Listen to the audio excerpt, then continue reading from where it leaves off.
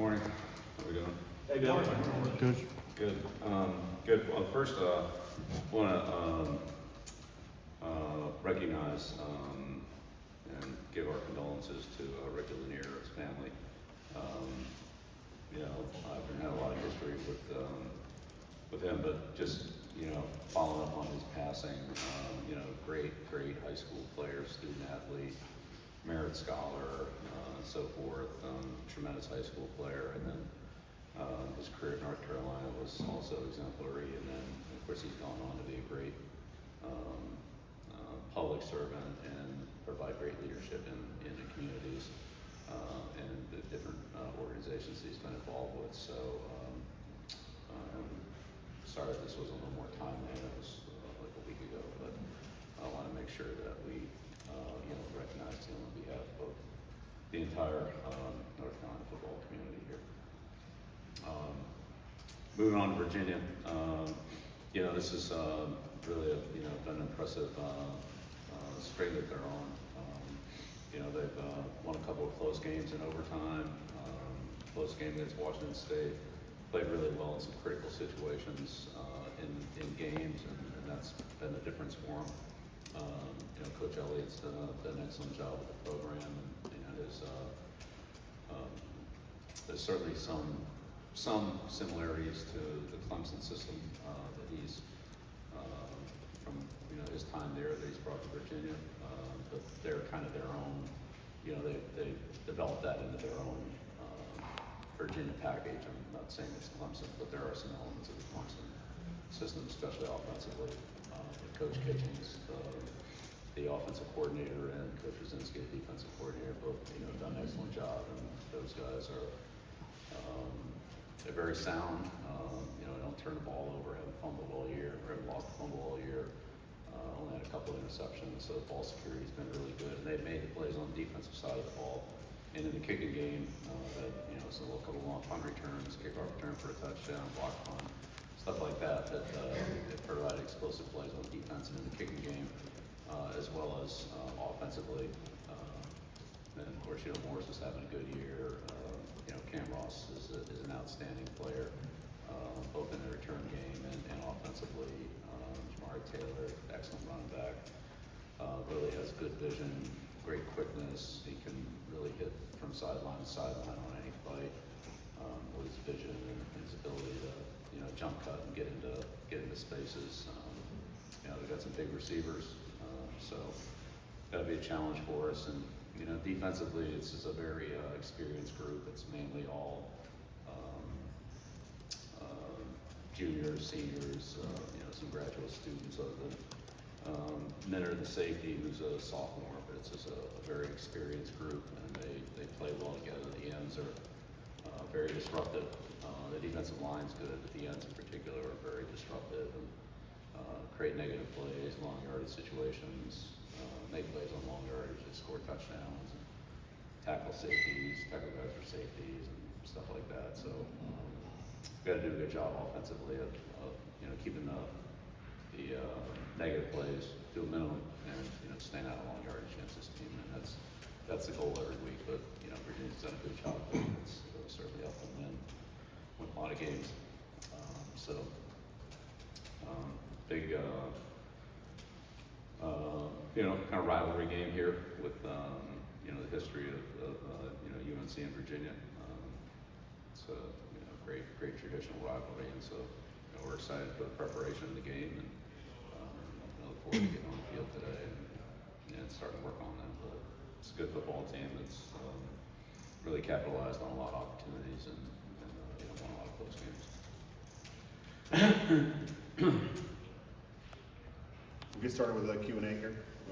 Hey, Bill. Noah Weisskopf with Tar Heel 24/7. As the offense continues to improve, how do you sort of see Gio's ability to run and take off and use his legs to pick up extra yards, open everything up for the offense? And in your past experiences, I guess, how does that keep a defense off balance in a sense? Yeah, well, the extended plays, however they happen, whether they're passing plays or quarterback running plays, are always kind of the second play for the defense to defend, and a lot of times they're more productive than the first play. So, Chandler Morris does a good job of that for Virginia. And, you know, we've seen that from several quarterbacks this year. And, you know, Gio's kind of, you know, a little bit of the same thing. Guys that can extend plays because of their feet, their athletic ability, and what makes those players good is their ability to look down the field and see things downfield rather than just tuck it and run and, you know, get their eye level down. So, you know, Gio does a good job of that. But so said Morris, you know, has had a lot of big plays on extended plays, and you know, that's going to be a big challenge for us to eliminate those. You know, we did a good decent job of that last week against Cal. Second Bulatelli was pretty good at the same thing. Left-handed quarterback, or more plays going to our right.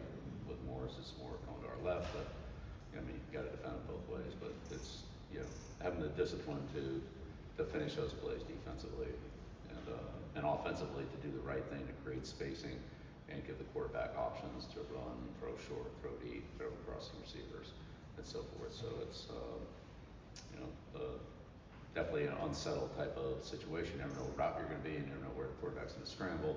It then becomes a reactionary play for everybody to kind of get the good spacing so the quarterback can make a good decision. That's something. Far right. Bill, I know you're not in the business of moral victories, but does the mood around the team after Friday's game feel different than it did, say, after UC after Clemson? No, not really. I'm disappointed in the results, but these guys, you know, we all bounce back quickly. You know, once it's over, it's over.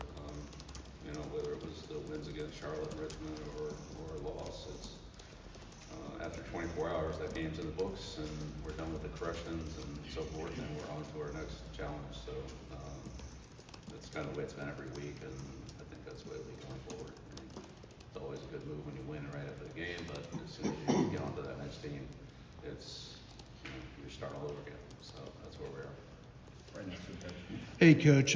Last week you mentioned a lot about the learning curve when it comes to evaluating players in the transfer portal. And there was a article that came out from the Athletic last week that mentioned that Chandler Morris wanted to come to UNC, but you and your staff passed on him. Given the success of Virginia and then also what you've learned so far, does that kind of reflect the learning curve when it comes to evaluating quarterbacks, but also other players in the transfer portal? Yeah, I don't really know what the source on that was. We didn't have any contact with Chandler Morris. You know, we spoke to his agent. I mean, I don't really know what the source of that was. His agent didn't know anything about it. We didn't know anything about it. So, I mean, I was like just making up stories. I don't know where that came from. Bill, Gio told us the other night that that's the healthiest he's been since, I guess, before the car accident. What were some of the discernible differences in what he was able to do Friday as being at his healthiest as opposed to previously? You know, I mean, I think that's kind of an internal thing with him. I would say from on the outside, he was a pretty tough kid, and whatever aches and he had, he wasn't showing them. He's a tough kid, played through them, and didn't complain about them. So it's always good to hear, you know, players say that they feel good and they're healthy. But I'd say he competed well for all the time he's been here and been out on the field. And the fact that, you know, he personally feels better is, you know, it's a good thing. But I'd say he played through whatever he had pretty well. Staying on that, he moved the chains a little bit more than he had previously. What were some of the things that you liked that he did the other night that are signs of progress? Yeah, I mean, again, I think part of it's, you know, Gio, but really part of it's the offense. It's just everybody being having a little bit better execution as a total team in our assignments, our techniques, finishing plays, doing some of the little things, eliminating penalties, staying out of longer yardage, which we had a couple of those that we should have avoided, and had we avoided those, we would have had a lot better results on those drives. So when we didn't do that, we moved the ball better, and so that's what we have to keep doing. It's just a lot of little things. I don't think you can just point to one thing and say, oh, this is the difference. I mean, it's maybe 11 guys improving, I don't know, 5%, as opposed to one guy improving 90%. I mean, that's not really, it's kind of those little incremental improvements, and then collectively the rising tide lifts all boats, and that's kind of where we've been week by week, and hopefully we continue on that trend. Right in the front. Todd Maxley, Fayetteville Observer. Virginia's been very good on third down. What have you seen from your guys as far as what you need to tighten up in that area moving forward? Well, big thing's blocking them. They got a really good pass rush. Like I said, it starts at the ends, but, they have a pass rush group that they bring in on third down. And they have, they're powerful in the middle, and they have, 2 or 3 guys that are really good one-on-one individual pass rushers that are explosive, quick, and, and have good fundamentals and technique. Again, this is, like I said, a very experienced group with, juniors and seniors, graduate players. I mean, that's really what their defense is. And they play well together, and they know what they're doing. And so, I'd say it's, it's Melton, but it's everybody else too. You gotta block all of them. And that's the big thing on third down, I'd say, is that, they have good team defense. They have good team defense. They mix in the pressures, and they keep you off balance. They have good pass rush. Yeah, and then as far as your offense facing some of these. Well, number one, stay out of long yardage. That's number one. The shorter yardage you have, the more options you have. You can throw it to any one of the 5 guys. You can run the ball. The quarterback can run the ball. If you only need 2 or 3 yards, anybody can pick it up. When you need 10 or 15, then how many guys can get down the field far enough to get that yardage? The answer's not very many. If you send them all out, then you have a hard time blocking. So it's you have 2 or 3 guys that defend defensively for call it 10, 12, 14 yards, whatever it is. It's just a lot easier to defend than when you have to defend 6 plus the running game, 7 more options. So staying out of long yardage is key on third down. First and second down has a lot to do with third down. Right behind you, Coach. Brian Murphy with WRL. In New England, correct or not, you had a reputation as all football all the time. Here, you've obviously published a book, which I know was in the works. There was a docu-series. There was talk that you were continuing to coach podcast in Chapel Hill. Obviously, Mike went to Saudi Arabia before the season. I just wonder if some of that stuff you think has been a detriment to building the program you want to build, and if you could go back, if you would eliminate maybe some of those off the field. Yeah, well, I mean, most of what you're talking about are things that happened last year before I even got here. But I would say the things I did in New England in terms of weekly appearances, media, TV shows, radio shows, and other things were honestly a lot more than what they are here. So, I've been able to dedicate a lot more time to watching film, to coaching the players, to being with the players, to being in meetings and actually coaching on the field because I'm better informed, better prepared, which I really enjoyed that part of it. So, most of the things you're talking about, like the book, for example, like that, all that really happened before I even got here. Did you have any involvement in the trip to Saudi Arabia, and was it your decision or the university's decision to terminate the docu-series with everyone? Or at least pause production? Yeah, it's paused, it's not terminated, and the university's released a statement on Saudi Arabia, so I don't have anything to add to that. Front row on the left out. Adam Smith, Inside Carolina. Bill, wondering what you would point to as to why maybe defensively you haven't been able to generate more turnovers, or what can you get better at in that area? Because I'm sure that's an area you would like to see improve. Yeah, absolutely. Yeah, we talk about it every week. Spend a lot of time on it, studying our opponent, looking for opportunities, practicing on the field, different techniques to take the ball away. High point one-on-one throws on the outside, read the quarterback, and stripping the ball, and so forth. We get quite a few of those in practice. Haven't had them in the game, and we obviously need to get them. So keep working on them, keep emphasizing it.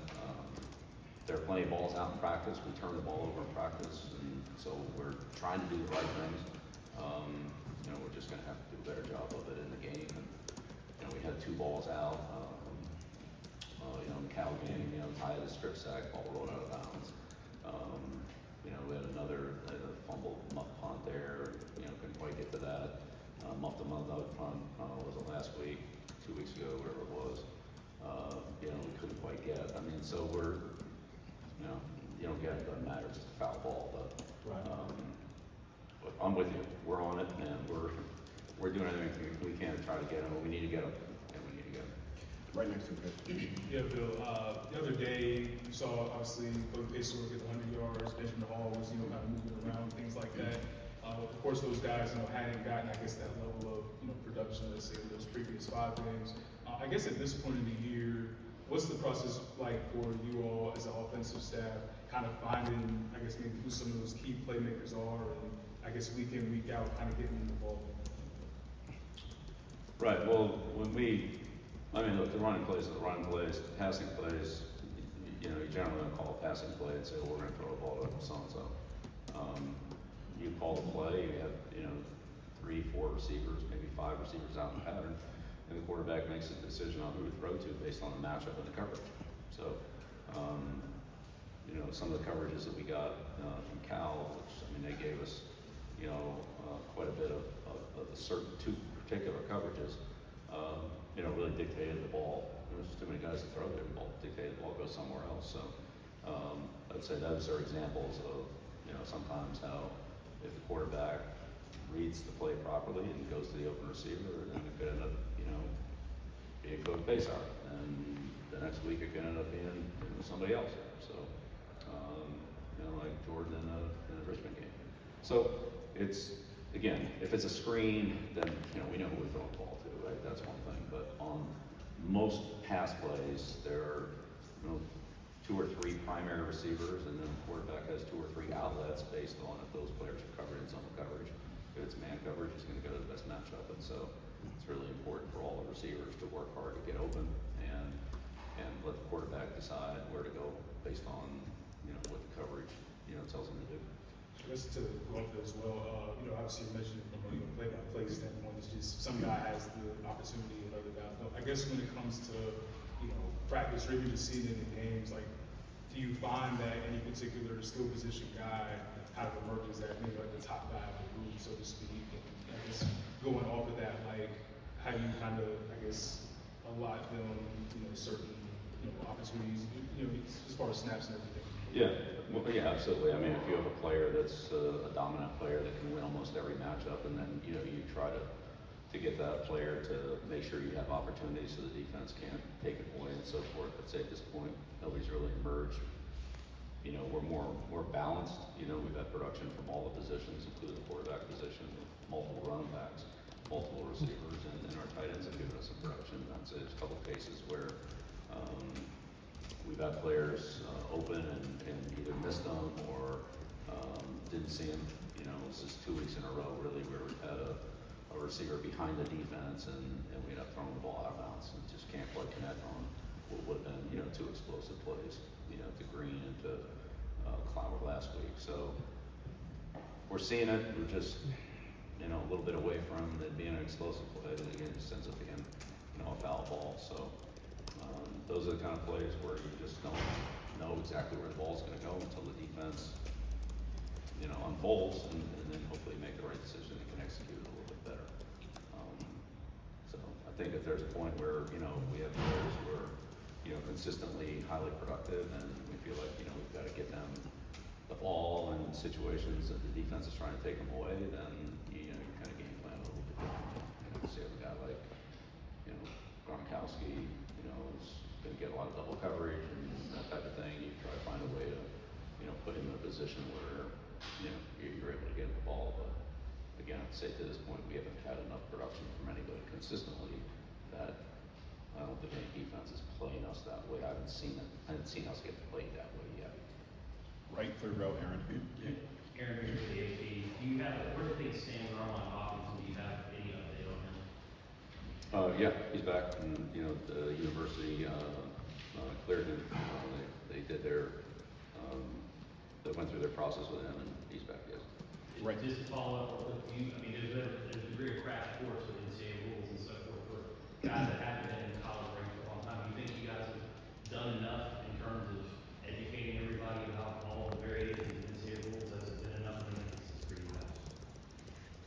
Yeah, well, in his case, he's been in college football his whole life. But yes, we've all gone through the compliance courses, whether it be in recruiting, practices, time management, the hourly requirements, and so forth. Yeah, that's all.